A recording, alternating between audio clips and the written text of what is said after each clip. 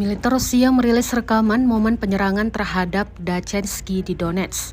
Prajurit dari Brigade Senapan Bermotor Pengawal Terpisah ke-35 beroperasi dalam membebaskan pemukiman dari tentara Ukraina. Rekamannya diunggah di Telegram pada Selasa 14 Januari 2025. Rusia mengklaim akibat pertempuran tersebut, sebagian unit angkatan bersenjata Ukraina melarikan diri dan meninggalkan senjata hingga amunisinya. Terdapat pula korban tewas dan luka-luka.